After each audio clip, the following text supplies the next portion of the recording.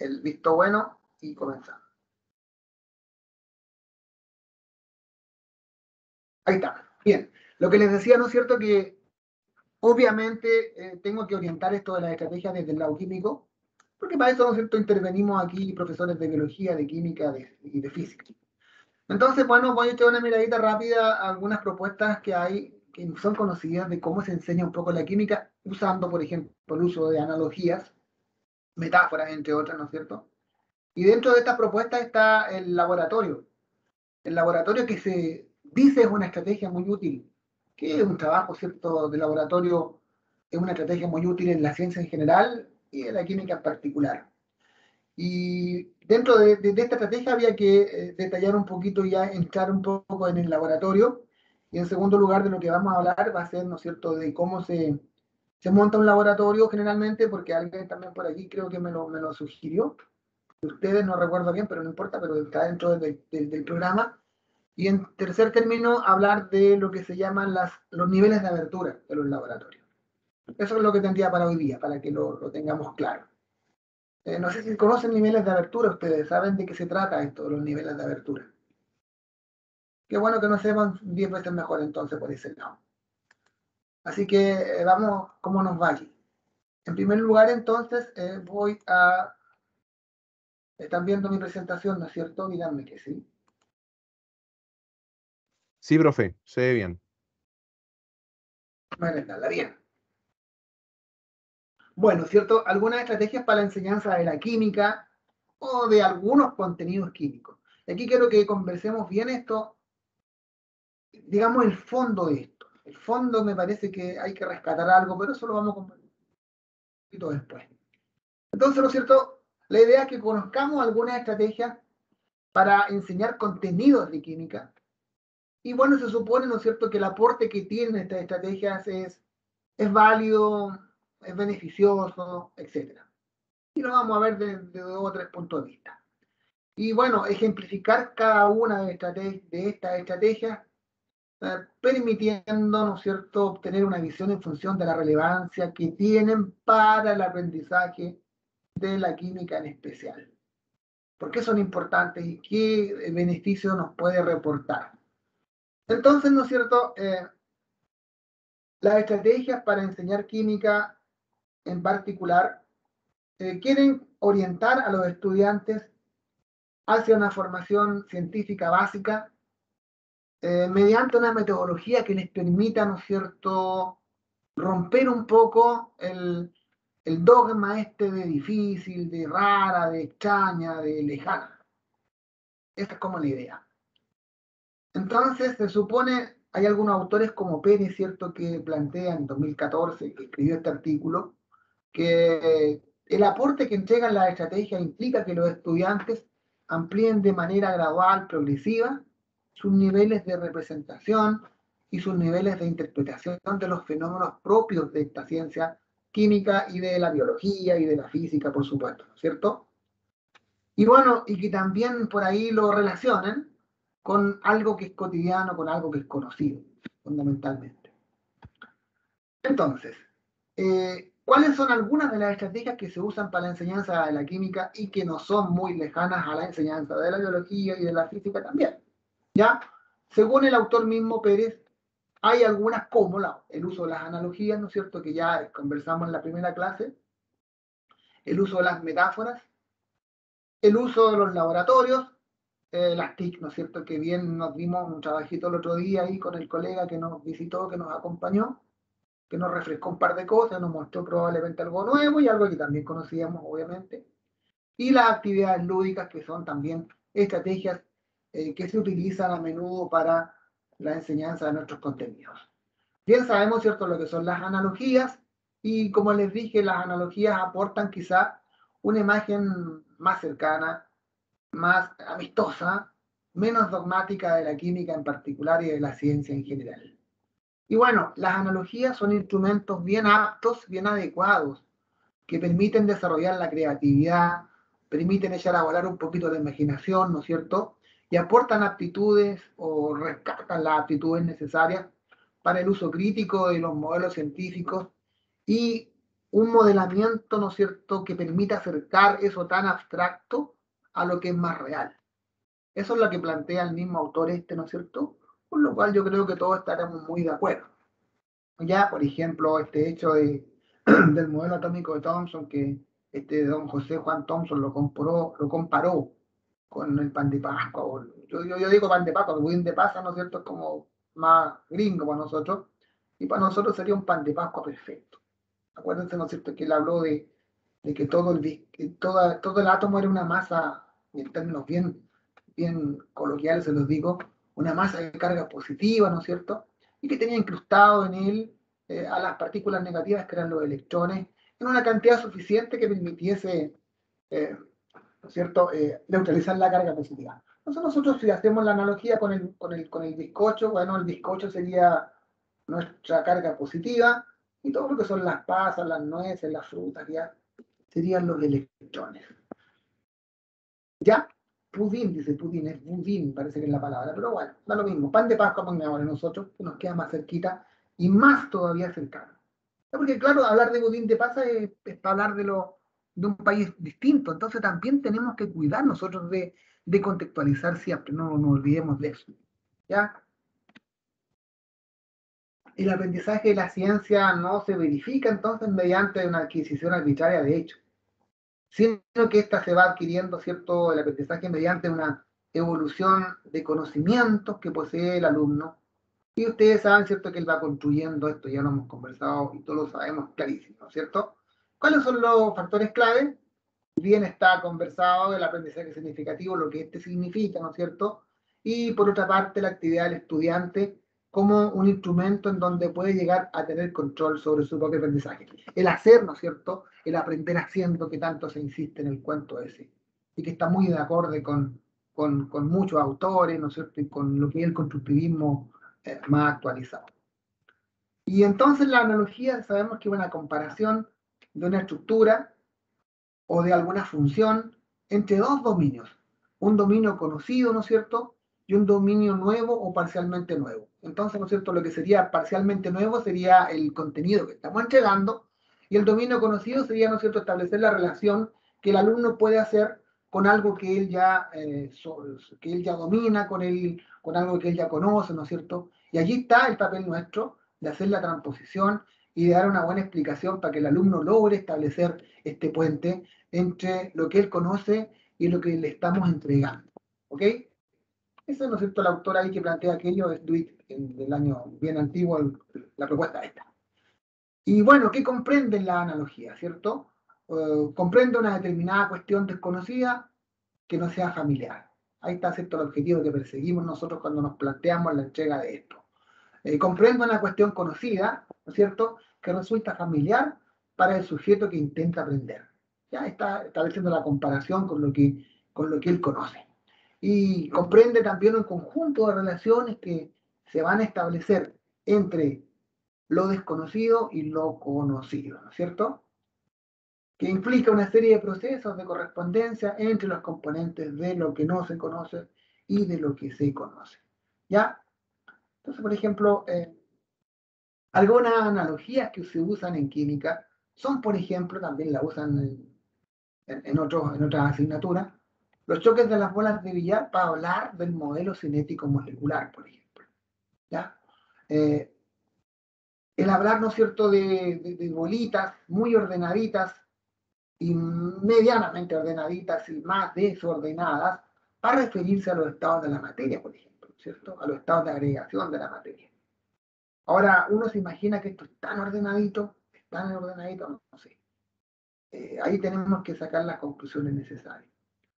El asunto de la energía de activación, por ejemplo, se compara con un vehículo que debe subir un cerro, una montaña, para lograr, ¿cierto?, ese estado que le permite, digamos, transformarse de reactante a producto. Es como acá, ¿no es cierto?, este caballero que está empujando una tremenda roca, ¿ya? Todo el esfuerzo que tiene que hacer allí. Bueno, y ahí se mete el asunto del catalizador, que el catalizador, ¿no es cierto?, lo que logra hacer es disminuir esa energía de activación, todo ese tipo de cosas. Bien conocido el cuento. Cuando hablamos del equilibrio químico, no sé si les recordarán eso, el equilibrio químico, ¿cierto? Se habla de cosas como de dos señores que están echando tierra. Uno empieza a echar tierra, ¿cierto? Hasta que junta suficiente tierra al otro lado de la barrera, de tal forma que se junta tanta tierra al otro lado que es capaz de devolverse el proceso, ¿ya? Y simultáneamente empieza el juego de desaparición de reactante por un lado y formación de productos, y se invierte el proceso. Y aquí, ¿no es cierto?, está el concepto también de las reacciones reversibles, y también enfatizar mucho lo que hemos conversado de que los cambios químicos no podemos decir que son todos irreversibles, porque realmente hay reacciones químicas que se revierten, hay procesos que son reversibles, ¿ya? Y es lo mismo que plantean otra analogía muy relacionada con el pintor y el despintor, ¿cierto? Uno va pintando y el otro va despintando. Entonces, ¿no es cierto? Se llega a lo que es un estado de equilibrio en algún momento para poder explicar cómo va este proceso de desaparición de reactantes y de aparición de productos. Estas son una analogía que se usa mucho cuando se explica este contenido en particular. Probablemente a ustedes, ¿no es cierto?, no lo utilizan desde muchos años atrás, ya lo vieron en enseñanza básica, no, en enseñanza media se ve esto. Quizás en la universidad y ahí no lo han visto más, pero bueno, estamos hablando obviamente, ¿no es cierto?, de esta particular área del conocimiento, por tanto, me permito citar estos ejemplos que se utilizan en la enseñanza. Para enseñar la enseñanza de la estequiometría en general, ¿ya? La estequiometría, bueno, es una parte de la química que el nombre es bien raro, ya lo voy a explicar cuando intervenga en otra parte con ustedes ahí. Bueno, ya hablamos, ¿cierto?, algo de la etimología en algún momento, y significa medida de elementos, a fin de cuentas, metrón, medida, estequio, stoikeion, del griego viene esto que es elemento. Que bueno, cuando nos permitimos igualar las sustancias, o mejor dicho, las reacciones químicas, esto de poner los coeficientes, los numeritos delante de la fórmula, ¿cierto? De tal manera que tengamos igualdad de átomos a la izquierda de la flecha, que son los reactivos, y a la derecha de la flecha, que son los productos que se van a formar. Aquí, ¿no es cierto?, se hacen estas pequeñas comparaciones con algo, ¿no es cierto?, dos ruedas, por ejemplo, más la carcasa, más el manubrio, nos da, ¿no es cierto?, el conglomerado que sería la bicicleta, por decirlo de alguna manera. Algo así, más o menos, esto se intenta contar cuando se hace una analogía para poder explicar esto de la igualación de ecuaciones, que a veces el estudiante termina, por experiencia se los digo, haciéndolo mecánicamente y sin entender lo que está realmente haciendo. Bueno, eso es muy común en nuestra ciencia en general, ¿no es cierto?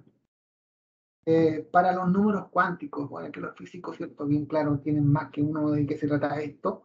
Los números cuánticos que describen la energía de los electrones, que de acuerdo al principio de incertidumbre de Heisenberg, ¿se acuerdan que él dice que es difícil o que es imposible determinar el momento del electrón? Es decir, en términos bien prácticos, determinar la posición, determinar, ¿no es cierto?, la trayectoria de un electrón. Por eso se habla de los orbitales y del lugar de probabilidad. Y bueno, ¿y quiénes son los únicos que pueden caracterizar energéticamente a un electrón? De acuerdo a la ecuación de onda de Schrödinger, ya se habla de los números cuánticos NLMS. Y bueno, aquí para explicar eso se hacen analogías como por ejemplo hablar del número cuántico principal, que más o menos correspondería a los niveles energéticos de los cuales nos habló Niels Bohr, ¿no es cierto? Cada vez que se va alejando, digamos que el núcleo está por acá, por decirlo así, y cada vez que nos vamos alejando más del núcleo, vamos, ¿cierto?, agrandando ese volumen que va correspondiendo a los niveles de energía donde estarían los electrones acá situados en estos lugares. ¿Ya? Para el número cuántico secundario, que habla del tipo de orbital que ocuparía el electrón, ¿no es cierto? Se hace esta analogía del tipo de casa que pudiese ubicar, ¿no es cierto?, que son distintas, por decirlo de alguna forma. Una más simple y se va complejando un poquito, que vamos desde el orbital S, el P, el D, el F, ¿cierto? Uno puede hablar de ese tipo de cosas. Y bueno, una analogía para explicar el número cuántico magnético, que definiría la orientación en el espacio que tiene el electrón, ¿no es cierto?, hasta dónde está orientado, en qué dirección. Ahí la física entiende bastante mejor eso, ¿no es cierto? Y eso más o menos nos quiere representar, por decirlo así, el número cuántico magnético. Entonces, son cuestiones que son bien complejas, ¿ya? Y uno tiene que usar algo cercano para poder darse a explicar, para poder transponer didácticamente contenidos que son bastante extraños a veces para nuestros estudiantes. Está, ¿no es cierto?, cuando uno habla de las reacciones químicas, porque cuando uno echa, digamos que cuando se hace una reacción química, se combinan 10 gramos de A con 10 gramos de B, ya esto va a depender de la naturaleza de la sustancia, quién se acaba primero. Y en química ocurre, y le enseñamos a los estudiantes que cuando reaccionan 10 gramos de A con 10 gramos de B, ¿no es cierto?, una de las dos sustancias se acaba primero. Y esa sustancia que se acaba primero se llama reactivo limitante. ¿Por qué limita? La reacción. Es decir, cuando se acaba esa sustancia limitante, se acaba la formación de producto. Ya no se forma más producto. Entonces, para explicar este tipo de cuestión, uno usa mucho la matemática, ¿cierto? Y hace cálculos medio extraños ahí para los chiquillos. Pero aquí hay una analogía que es esta. Dice que si queremos preparar un sándwich de queso, y para ello disponemos de 7 panes y solo 5 rebanadas de queso, entonces, ¿cuántos sándwiches podemos preparar para que sea justo y equitativo para todos? Solo podría preparar 5 sándwiches, ¿no es cierto? Ya que ocuparé 5 rebanadas de queso y 5 panes para tal efecto. Por tanto, las rebanadas de queso en este caso serían el reactivo limitante de este proceso, mientras que el pan será el reactivo en exceso. Esto, ¿no es cierto?, es una cuestión muy utilizada, pero tiende a confundir mucho, porque a fin de cuentas hay muchas veces, ¿no es cierto?, en que tenemos, ¿qué pasa cuando tenemos 10 y 10 gramos, por ejemplo, como les dije? Entonces van a decir los chiquillos, no, pues ahí tenemos igualdad, pues nos alcanza justo y justo. Pero ocurre que la química y la matemática allí que se ocupa para explicar eso, nos dicen otras cosas. A veces, ¿cierto? Los 10 gramos, uno de las cantidades que está presente en 10 gramos es limitante y la otra digamos, ¿cómo se llama? Es exceso. Y eso va a depender de otras cuestiones que esta analogía, y ahí es lo que quería llegar yo, a veces no nos sirven como para tanto, para ser bien riguroso. Esto de las analogías, ustedes, ¿cierto? La otra vez cada uno presentó analogías. ¿Ya? Nos queda pendiente a propósito de la Nati con el Cristian, así que le vamos a dar el paso luego. ¿Ya? Le vamos a dar ahora porque estábamos hablando de esto. Esto de las analogías, como les digo, tiene sus bemoles, ¿ya? Y tiene sus aprensiones y tiene sus detalles. A veces cuando uno no logra hacer una buena transposición, cuando el profesor no logra, ¿cierto?, dar una buena explicación, el alumno se queda con algo errado. Se queda, por ejemplo, con esta cuestión aquí, que es muy simple, claro, si tengo 5 gramos de A y tengo 8 gramos de B, dice el chiquillo, 5 gramos reactivo limitante y 8 gramos de reactivo en exceso. Pero no siempre es así. A veces ocurre que los 8 gramos son limitantes. Y eso es muy relativo, ¿cierto? No relativo, sino muy recurrente.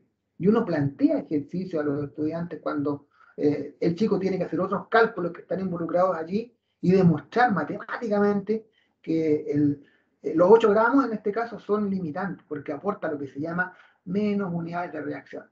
Que pueden ser los iones de hidrógeno para los ácidos, pueden ser, ¿no es cierto?, los electrones en juego para los oxidantes. Bueno, son cuestiones específicas de la química que yo las recuerdo en este minuto. Entonces, me permito ahora, ya que estamos hablando de las analogías, dar el pase para no, digamos, mezclar las cosas. A Nati y a Cristian, ¿sería posible, chicos? Que presenten lo que está pendiente de ustedes para cumplir con aquello.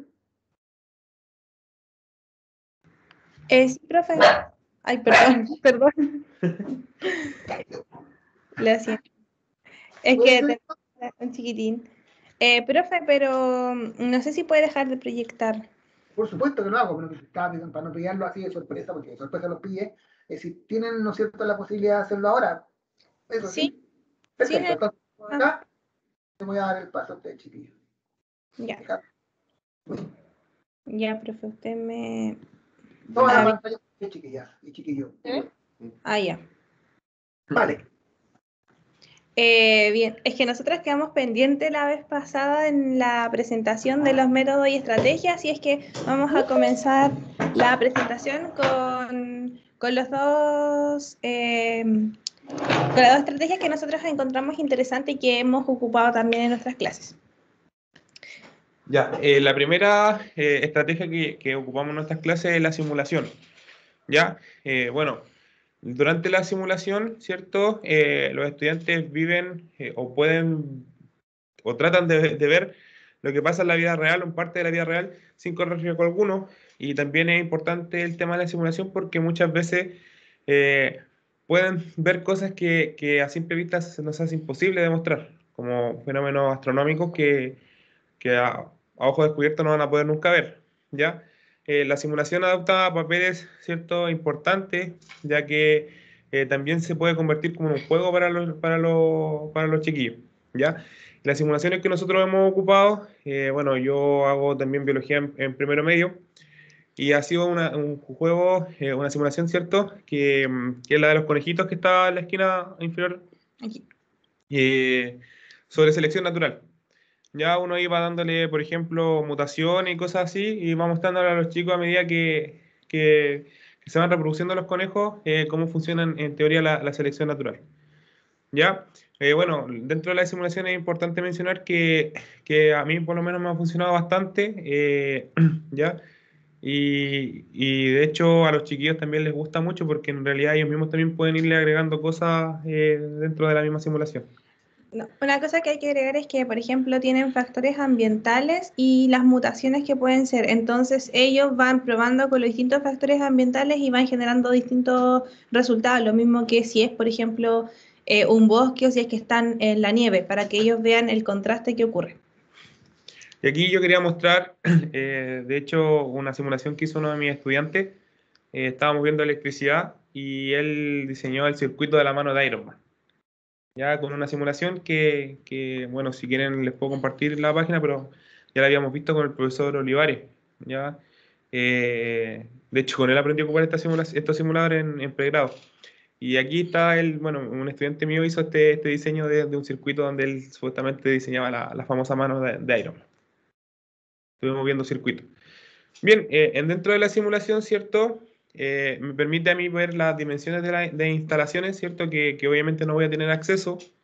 ¿Ya? Permite también que los estudiantes evalúen hipótesis, por ejemplo, el tema de los conejos, ver qué va a pasar si con ciertas condiciones ambientales los conejos van a poder reproducirse, sobrevivir, etcétera. También me minimiza, ¿cierto? El impacto sobre otros medios, reduce obviamente los costos, reduce mucho los costos y también sirve para tomar ciertas decisiones. Las ventajas que tiene en este caso la simulación, ¿cierto? Sirve para visualizar algo que pasa a veces mucho tiempo, ¿ya? Puede generar también un laboratorio en poco tiempo, me permite ver cosas que a lo mejor vamos a demorar un par de años en poder observar, ¿cierto? Y puede ver fenómenos que obviamente no están al alcance de todos, como les decía anteriormente, muchos fenómenos, por ejemplo, astronómicos que obviamente no tenemos un telescopio, un megatelescopio para poder observarlos cuando, no sé, estalla una estrella, por ejemplo. En el caso de la evolución, que igual son procesos lentos, entonces sirve para ir visualizando todas esas simulaciones con los distintos factores y presiones ambientales que como especie nosotros vamos sobrepasando en el diario vivir. Y las desventajas, obviamente que esto no es real, ya sí o sí se requiere de tecnología, entonces, por ejemplo, en aquellos colegios o en este caso en el tema que estamos ahora pandémicos, y los chicos no tienen un acceso a internet o no tienen acceso a un computador, probablemente se les dificulta mucho el tema de poder ver este tipo de simulaciones y además que no fomenta del todo el trabajo práctico, ya ellos no pueden ver algo tangible. La otra estrategia que nosotros consideramos y usamos en la clase y nos llamó la atención cuando se fueron nombrando ese día en la clase fue preguntas y respuestas, que en base a preguntas los estudiantes llevan a una respuesta, pero para llegar a esa respuesta también discuten y analizan ciertas informaciones que son relevantes a la hora de poder responder.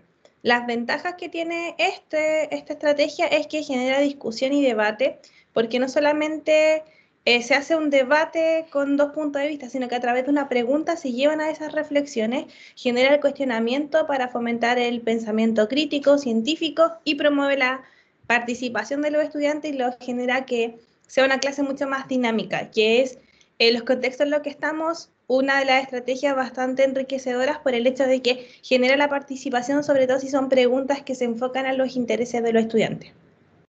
Y dentro de las desventajas que podríamos decir es que a veces hay preguntas que son súper difíciles de analizar y eso puede llevar a que el estudiante por allí se pueda frustrar o que se salga un poco el libreto de las preguntas y existen diferentes comprensiones e interpretaciones por parte de los estudiantes, pero que esa desventaja también en ocasiones puede ser una gran ventaja.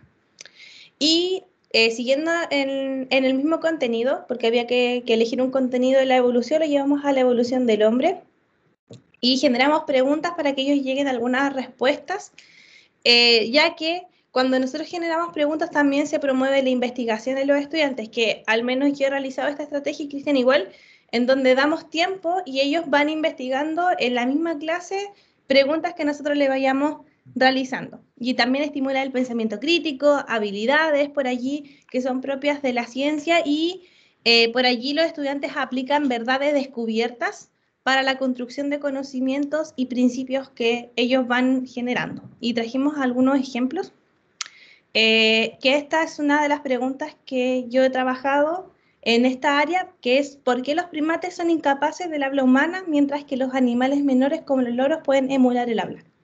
Que si uno lo ve es una pregunta bastante complicada, pero tiene una fundamentación científica y tiene una explicación también.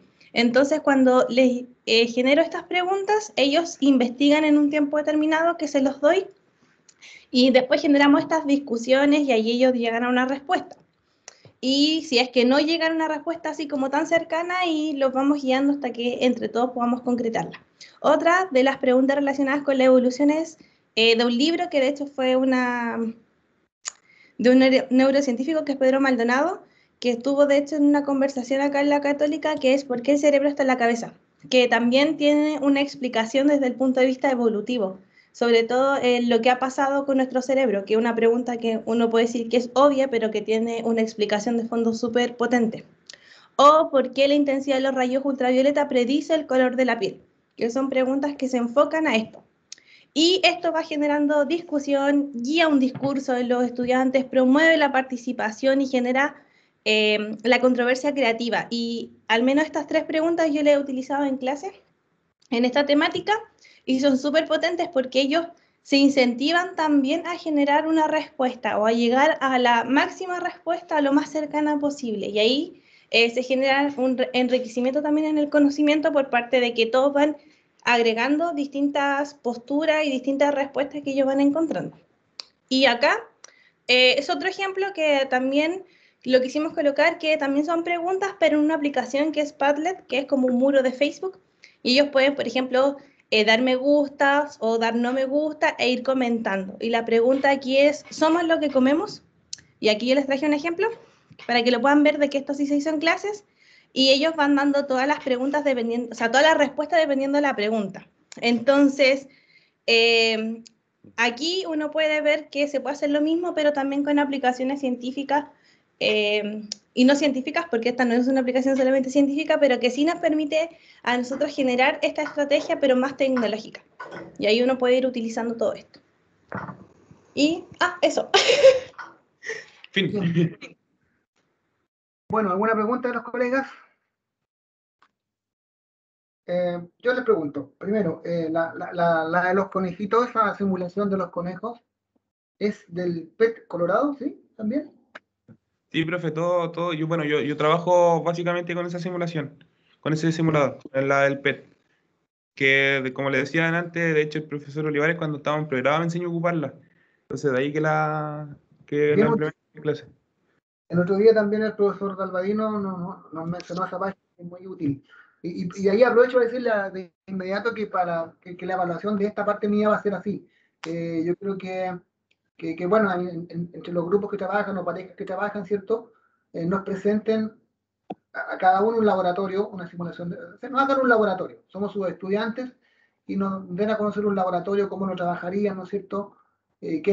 Pensando en un tiempo de una media hora más máximo, que pudieran ustedes presentarnos un laboratorio, ya que va a estar muy relacionado con lo que vamos a ver ahora, y que trabajemos en laboratorio, pues, es decir, ustedes elegirán un contenido y buscarán, por ejemplo, ahí en esta página que estamos mencionando, un laboratorio que permita, ¿no es cierto?, simular o que permita complementar ese contenido que nos quieren entregar. Posiblemente lo podríamos dividir en una mini teoría, ¿no es cierto?, un tiempo para la teoría, y concluimos con una actividad práctica que complemente la entrega de ese contenido.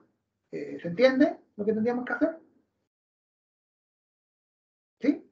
Y ahí tendrán que ver, pueden replicar algo que les haya resultado bien para que lo compartan, nos cuenten la experiencia, no sé, po. La idea es que compartamos entre todos las estrategias que se utilizan, pero fundamentalmente la del laboratorio me interesa porque el laboratorio es algo que vamos a conversar ahora también y que está siendo, ¿no es cierto?, bastante echado en falta ahora, está siendo bien extrañado, y bueno, ¿cómo lo hacemos pensando en estos tiempos que corren y pensando que pudiéramos a lo mejor repetir esta historia, ojalá no, pero ¿qué haríamos si tuviéramos que hacerlo nuevamente? Entonces vamos a tener que necesariamente echar mano a este tipo de simulaciones, a este tipo de actividades, a este tipo de estrategias. ¿Ya? Ahora, yo creo que tendríamos que dejar la última clase para eso, la última sesión, y si no me equivoco, eh, sería, bueno, ahí voy a ver la fecha porque en el intertanto que hagamos, voy a ver la fecha para que nos quede claro cuándo deberíamos hacer la presentación. No les va a complicar, supongo, ¿cierto? ¿O sí? ¿No? ¿Están de acuerdo? ¿Qué dice, po? Profesor, una ¿Sí? consulta.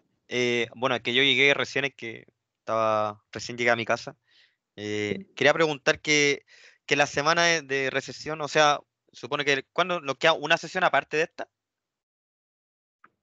Exacto, por lo menos conmigo les queda una sesión, entiendo. Es que lo tengo que confirmar con el calendario, ¿ya? Ya. Les quedaría por lo menos conmigo. Y O sea, ahí, porque se supone que los otros dos viernisados que vienen se corre todo 2 semanas, ¿cierto? ¿cómo lo corremos? Sí, ya no sé si les llegó el correo a todos. De antes le pregunté a los que estaban presentes en primera instancia. Me dijeron la mayoría que sí le habían recibido, que va a necesariamente, o sea, no se hace clase ni el próximo fin ni el subsiguiente. O sea, no 17, ni el 16, porque feriado 17 hay vacaciones, 23 y 24 también hay vacaciones. Por tanto, corremos hasta el tanto, si no me equivoco. El viernes 30 nos estaríamos viendo. Entonces No, ahí sería para presentar, ¿o no? no el viernes 30, a ver. Sí, pues viernes 30, si no me equivoco, sí. Ahí tendríamos que presentar, ¿les parece? Sí, ¿Puede profesor, no ser? habría problema. Por lo menos por mi parte no habría problema, no sé si mis compañeros están de acuerdo. Bueno, ya, me lo pueden contar. Si alguien tuviera algún problema, me dijera, pucha, al siguiente viernes, el primer viernes de agosto, que sería la última sesión que tengo, también lo podemos dejar. Profesor, una consulta, y ahí usted nos va a mandar una pauta, algo para poder hacer esa presentación, porque yo, por ejemplo, yo ya tengo claro lo que quiero presentar, pero que es algo que utilizo en clase, pero también como para estandarizar quizás. Sí, puede ser, tiene razón, pero yo te digo el tiempo, ¿cuánto creen ustedes que puede ser necesario? Porque tengo que pensar en lo siguiente, que yo lo que necesito es que tú me digas, quiero enseñar este contenido. ¿Cómo lo voy a enseñar? Aquí estamos los alumnos, somos nosotros, ¿cierto? Los otros 9 que estamos, incluyendo al profe, tú eres la profesora, los 9 es tu curso. Vaya a entregar una teoría primero, vas a hacer la práctica y concluir con la teoría, eso es tu decisión. ¿Ya? Ahora, no sé si necesitan que yo les dé una rúbrica, cómo lo vamos a hacer, no sé. Si quieren que lo haga, me la ingenio para buscar una rúbrica. Sería idóneo, profe, como más que nada para que nos podamos ordenar como equipo. Sí, Bueno, para tener la idea bien clara y tener una mejor concepción sobre lo que vamos a presentar. me parece bien. ¿Cuánto creen ustedes? ¿El tiempo está bien media hora? Que yo estoy haciendo los cálculos así media a la rápida. Yo creo que estaría suficiente media hora. ¿Media hora? Digámoslo, Media hora. digamos que 30 y 40 minutos para que tengamos un margen. ¿Ya? ¿Está bien? Ya. Ok, Ya, profesor. profesor. Ya. Yo les hago llegar entonces la rúbrica la semana, no se preocupen. O la pauta que ustedes me están pidiendo. Bien. Ya, y luego que te estaba preguntando a Nato Profesor, con... ¿Sí, señor? disculpe una consulta. ¿Podría mandar los PPT de las clases y todo eso para Sí, tenerlo ajustado? Es que yo, por ejemplo, no sé si alguien ha subido a algún profesor en UCM virtual. Yo no tengo ninguna asignatura, no tengo ni un material, no sale nada. No sé si me obviaron o me echaron, no sé, profe. No, pero eso. No está en ninguna asignatura. yo le envío, ya. Pareciera que no está funcionando la UCM virtual, no sé por qué razón todavía voy a volver a pesquisar eso porque ya lo reclamamos, me dijeron que estaba en curso, pero por lo pronto yo me comprometo a enviar todo por correo y hagan lo mismo con los otros profesores, pídanle y díganle que está fallando la UCM virtual, lamentablemente, y, y bueno, yo les voy a mandar por lo menos mi parte por correo, ¿ya? Para que lo Gracias, tengan. gracias, profesor. Bien. La última pregunta que le iba a hacer a Cristian con Natalie es, en cuanto a las desventajas que dijeron, ¿no es cierto?, del uso de las simulaciones, ¿no reflejan la realidad como eso, algo así que leí por ahí, y que no fomentaban trabajo práctico? ¿Puede ser eso que dijeron, chiquillos? Profe, no, es que eso se atribuye a que no es, por ejemplo, hacer un laboratorio de manera tangible. A eso me refería. Que no es lo mismo, por ejemplo, hacerlo, Claro, por ejemplo, manual, pues así con las manitos y claro, ver cómo funciona. presencial. Bueno, Claro, a eso. ya, Que pero, igual, que obviamente un experimento presencial es mucho más atractivo que una simulación. pero es la opción. Sí, perfecto, ya, quería preguntar eso. Ya, de acuerdo, gracias por esto, por eso entonces. Bien, vamos entonces a la conclusión de lo que estábamos hablando. Bueno, que cerré esto, tengo que abrirlo nuevamente. La PPT, estrategia de enseñanza.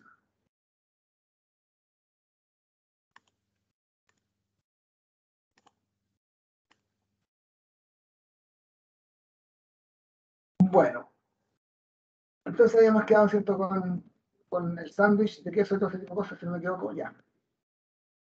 Y no es cierto, está, por ejemplo, esto de cuando se explica, no sé si recordarán, que es la analogía más utilizada en química, yo diría, cuando se explica la ordenación de los electrones en los niveles, en los orbitales, y hay una regla que se llama, ¿no es cierto?, la regla de Hund, no sé si se acuerdan, o bien principio de máxima multiplicidad, y que nos dicen que los electrones se van ordenando de a uno primero, y después se aparejan cuando cada uno de los orbitales ya tiene un electrón, todo ese tipo de cosas. Y ahí se compara con una micro, se compara con un tren, ¿no es cierto?, cómo está esto. ¿Ya? Y en general, esto del tren acá está mostrando generalmente cómo se distribuyen los electrones, ¿no es cierto?, en los diversos niveles, subniveles y orbitales de energía. ¿No es cierto? Tendríamos, por ejemplo, de grande a chico, ¿no es cierto?, si va a tren, dice, los pasajeros se meten en los vagones tenemos compartimentos, en los compartimentos hay asientos, los asientos están numerados, que se van ocupando, ¿no es cierto?, de a uno, ¿ya? Y eso es lo que se va haciendo fundamentalmente. Es realmente medio extraño a veces explicarlo de esta forma, pero estas son analogías que se utilizan. Dice, como se observa en la figura 5, la distribución de los asientos de un tren, figura izquierda, y la configuración electrónica, la figura de la derecha, comparten una similitud estructural, ¿cierto? Números, filas, secciones, etc., que permiten establecer una relación entre los dos sistemas, ¿ya? La similitud entre el tren y la configuración electrónica se recoge en la figura 6. Esto sería, ¿no es cierto?, lo que más o menos quieren representar con la analogía. Esta sería la analogía, ¿no es cierto?, que sería lo conocido, como habíamos dicho, y esto es lo que se está entregando, que es el contenido desconocido. Lo importante es cómo se establezca esa relación, es cómo el profesor tenga la habilidad para hacer una buena transposición, ¿cierto?, y dejar inserta la idea lo más adecuadamente posible en el estudiante. Y allí les decía, ¿no es cierto?, que viene el problema. Yo he visto y he pesquisado en algunos casos cómo los estudiantes, por ejemplo, cuando hablan de esto, dicen, por ejemplo, dicen el ejemplo de la micro. El ejemplo de la micro, con eso quieren dar a entender todo esto. A mí me ha tocado leerlo y escucharlo en el estudiante. Y supone, ¿cierto?, que yo, como profesor, voy a entender perfectamente que el tipo tiene asimilado el contenido cuando él me dice el ejemplo de la micro o del tren. Y eso significa, lamentablemente, como nos vimos al comienzo, ¿se acuerdan?, que realmente se aprendió muy poco o se entendió la nada misma, ¿cierto? Entonces hay que tener cuidado con el uso de las analogías, hacer una buena pesquisa y asegurarnos de que esa analogía que utilizamos cumple, ¿no es cierto?, la función que queremos que cumpla, ¿de acuerdo? Pero bueno, por ahí va la idea que debemos rescatar. También, ¿cierto?, como estrategia, Está el uso de metáforas, que son frases más cortas que uno utiliza, ¿ya? Y esta es una figura del lenguaje por la cual se transporta el sentido de una palabra a otra mediante una comparación mental. Por ejemplo, las expresiones metafóricas evocan a la luz de la ciencia, el árbol de la vida, la red cristalina, por ejemplo, de las sustancias, la nube electrónica, ¿no es cierto?, de los átomos, qué sé yo. Se refieren a ese tipo de cosas. ¿La metáfora qué es? Una figura que cambia el sentido de las palabras. Tomadas literalmente, son absurdas, son falsas, son inconexas, son incoherentes para los estudiantes. La química abre una ventana al mundo microscópico, ¿cierto? Si somos bien literal, si somos bien rigurosos, va a abrir una ventana al mundo. ¿Cómo una ventana al mundo microscópico la química? Dice uno, ¿cómo uno se va a entender esto? ¿Ya? Un polisacárido es como un tren de carga. Qué absurdo, dice, lo que va a ser como un tren de carga, no puede ser. El mol es la docena del químico, claro, es una unidad, ¿no es cierto?, es como la docena. Los electrones de valencia son el pegamento de los átomos, claro, un pegamento que va, ¿no es cierto?, a unir a un átomo con otro para poder formar un compuesto. Entonces, en un mar de electrones de valencia deslocalizado. Mar de electrones, ¿qué significa eso? Dice el estudiante. Entonces, ¿ven? No podemos tomar la metáfora realmente como del sentido literal, en el sentido riguroso, en el sentido estricto. Hay que tratar de dar a entender cuando usamos las metáforas en nuestro, porque todos las usamos, si no me equivoco, ¿cierto? Todos las usamos. Si ustedes empezaran a pensar en sus clases qué metáforas usan, no les quepa duda que van a dar de aquí a 10 minutos o a 5 minutos más de un ejemplo que puedan traer a la memoria en este minuto. ¿Ya? Otro, los espectros de emisión de líneas son las huellas digitales de los átomos. ¿Cierto? A través de ellos, a fin de cuentas, esto para nosotros tiene sentido, ¿no es cierto? Porque bien saben los físicos que esto nos ha permitido saber hartas cosas. El monóxido de carbono es el enemigo invisible. Claro, el enemigo invisible, ¿cierto? Porque a veces es inodoro, ataca sin que nos demos cuenta. Y bueno, ¿cuántas veces, ¿no es cierto?, sobre todo en el invierno, nos reportan muertes por inhalación de este gas tan venenoso que emana de todas las combustiones incompletas prácticamente. Cocinas, estufas, calefón, quemadores, etc. Eso, la familia de los hidrocarburos, la familia de los halógenos, cómo hay una familia, ¿no es cierto? Entonces, ven, todo este tipo de recursos utilizamos los profesores en general, que, insisto, hay que entregarlos y hacer una buena comparación y hacer un buen uso de estas metáforas, de estas analogías. Al contrario de las analogías, las metáforas, ¿cierto?, comparan sin hacer explícito, es decir, lo explicamos a veces, comparamos y punto nomás. Son a veces tomados, según la literatura, un tipo de extremo de analogía. Es como un recurso más analógico en realidad. Evocan imágenes, ¿cierto? Pueden ser a veces medias poéticas. La química del amor, por ejemplo, ¿no es cierto? Dicen la química del amor, ¿y por qué tiene que ver la química del amor? Bueno, y ahí empieza uno ahí a explicar el por qué. Ya, por ejemplo, una metáfora que se usa para hablar del enlace puente de hidrógeno, que un enlace está presente en el agua, por ejemplo, en la proteína, entre otras, como la atracción de un colibrí hacia una flor, fuerte, direccional y también precioso. Fuerte, direccional y precioso. Una metáfora bien interesante, pero hay que dar una buena explicación para que quede claro. Para un especialista en química, ¿cierto?, la palabra red cristalina o nube electrónica no tienen connotación metafórica. O sea, no tienen la misma connotación metafórica que tiene para el estudiante. ¿Ya? Porque uno, si habla de una red cristalina, uno se le imagina, o ya ha estudiado esto, que es más o menos la ordenación, ¿no es cierto?, de los cristales, de los compuestos. Ahí, por ejemplo, hay cubos, ¿no es cierto?, centrados en el cuerpo. Hay cubos centrados en la cara. Hay láminas hexagonales, como son, por ejemplo, la disposición de los átomos de carbono en el grafito, en el diamante, tienen esta disposición. ¿Ya? Entonces, bueno, ahí, para uno, como digo, cobra cierta, como uno se supone que se maneja con esta cuestión, tiene cierto sentido, pero para los estudiantes, cúbicos centrados en la cara, dice, ¿cómo es? Cúbicos centrados en el cuerpo. Esas son las redes cristalinas de los compuestos, de las sustancias, de los átomos. Bueno. Igualmente pasa con lo de la nube electrónica, ¿no es cierto? Que a fin de cuentas, si pidiéramos, como les dije, hemos hablado nosotros en las preconcepciones, pidiéramos que se nos dibuje un átomo, ¿cierto? La mayoría nos dibuja el átomo de Rutherford, acuérdense de eso, con órbita elíptica, ¿no es cierto? Está probado, esta cuestión está estudiada. Y bueno, lo más adecuado, dicen los entendidos, es dibujar esto. Esto sería como el átomo. Y esto que está aquí, que es lo que... Ah, una nube electrónica. Una nube electrónica donde está la probabilidad de que el electrón esté. Y ahí se habla de los orbitales, del principio de incertidumbre de Heisenberg y todo lo demás. Bien. Bueno, está, ¿no es cierto?, como otra estrategia, está, ¿no es cierto?, la analogía, están las metáforas, y están los laboratorios, ¿cierto?, que son un recurso muy importante para nosotros, que tanto ya nos falta, por ejemplo, nuestros colegas aquí que nos acaban de decir que no es lo mismo la simulación, obviamente no es lo mismo, ¿cierto?, que hacer un trabajo práctico presencial. Y bueno, el laboratorio escolar puede ser un ambiente propicio para el aprendizaje. Y de esto es lo que vamos a hablar a nosotros con más detalle ahora, y eso también es lo que les estoy pidiendo, que ustedes me entreguen un producto a poder ser evaluados en esta parte nuestra. No voy a hablar de los laboratorios, excepto que ya saben de qué se trata, pero sí me voy a referir finalmente a lo último, ¿cierto?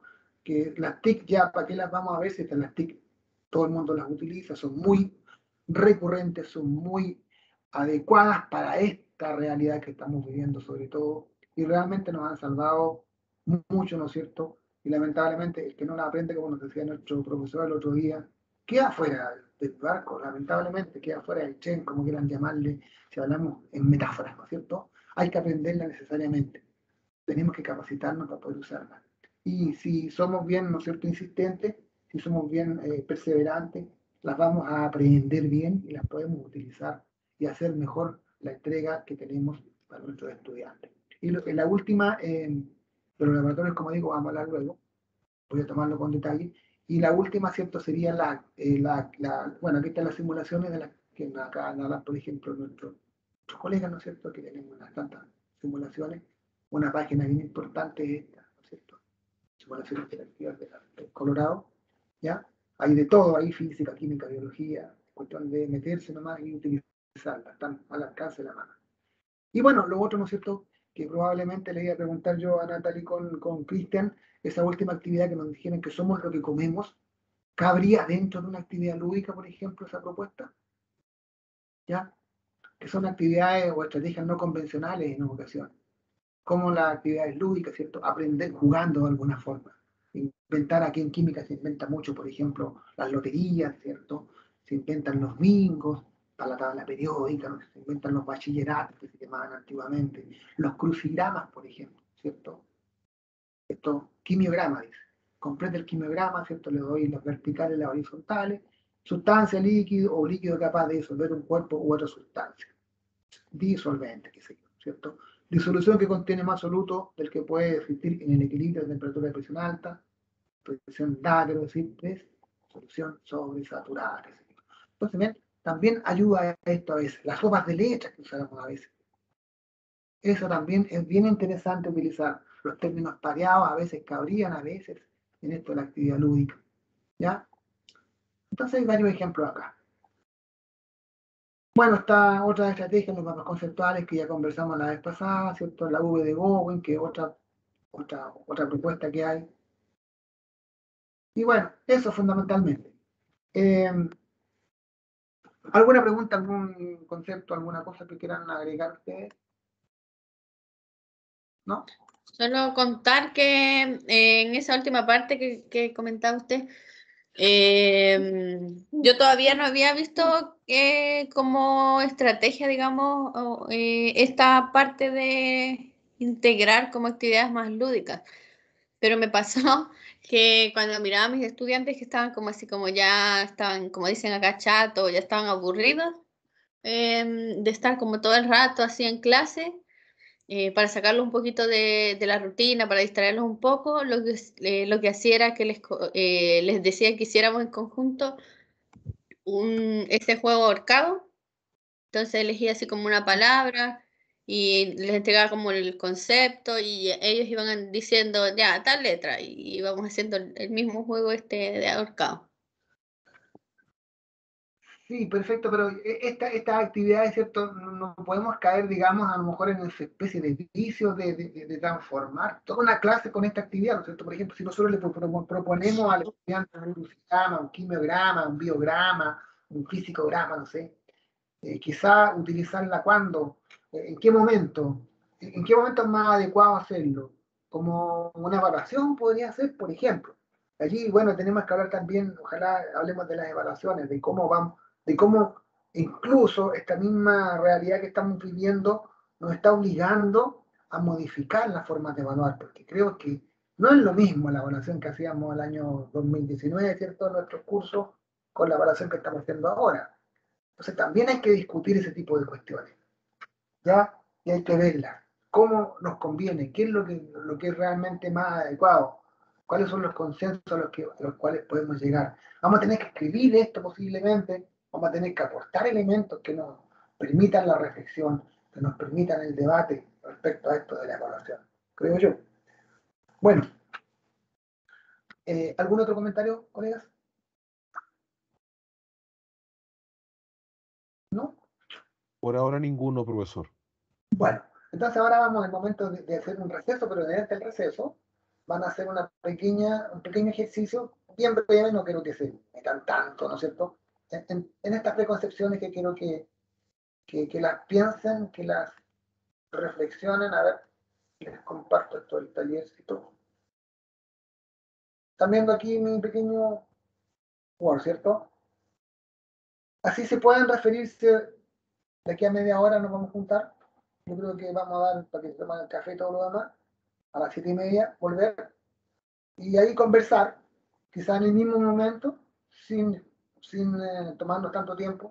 ¿Cuáles son los requerimientos básicos que debe tener un laboratorio de ciencia? Piensa, ¿cierto?, en su colegio. Dibuja un esquema que muestre en general la estructura y diseño de un laboratorio. Si alguien pudiera hacer un dibujito y decirnos cómo debería ser un laboratorio, qué aspectos debe considerar para el almacenamiento de instrumentos reactivos, elaborar un listado de 2 o 3, ¿no es cierto?, normas de seguridad. Si saben, como les pregunté, qué son los niveles de abertura, si no saben, digan no sabemos, no tenemos idea, o si alguna idea tengo de qué se trata, porque eso es lo que vamos a ver, si no en esta clase al final, por lo menos lo vamos a ver. Proponga planificación de la actividad, no, esa no la vamos a hacer ahora, y la guía tampoco, o sea, esas últimas 2 normas son muchas más largas, pero sí que nos refiramos a estas 5 o 6 preguntitas, por favor, de aquí a media hora más, ¿les parece? Los voy a dejar ahí. Gracias, profe. Entonces ahí lo pueden hacer en conjunto, como siempre lo trabajan en pares, en tríos, y ahí cada uno se toma un par de minutos para comentar, ¿no es cierto? Y de ahí pasamos a PPT y pasamos a los niveles de abertura. ¿Está bien que media hora nos tomemos de aquí a media hora más? Ya, profe, ningún problema. Bien. Son las 7 a las 7:30, entonces volvemos. Vayan por un café también.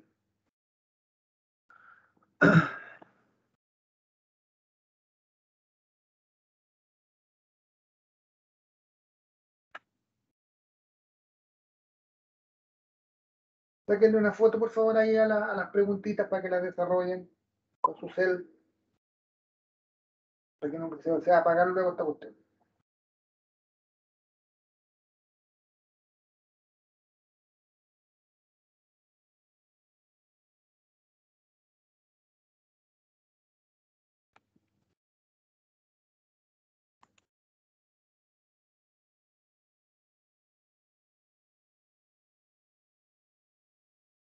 Ya, profe, capturado.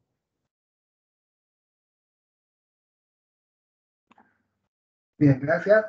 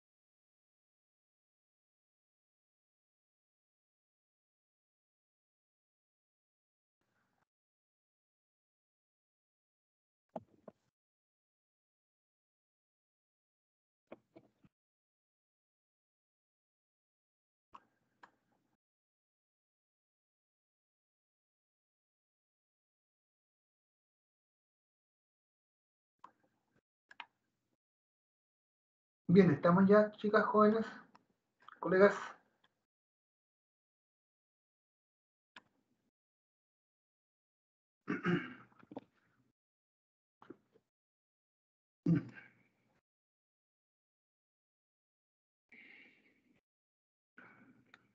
Estamos ya en condiciones de retornar. Pues ya no paré la grabación. Pero Profe, bueno, nosotros estamos terminando. Nos ya falta un después, poquito. 5 minutos más, ¿está bien? Yo creo. Bueno, como ustedes me Por dicen, favor. pues yo estoy acá. Voy a parar la grabación que no la paré. Que le sea.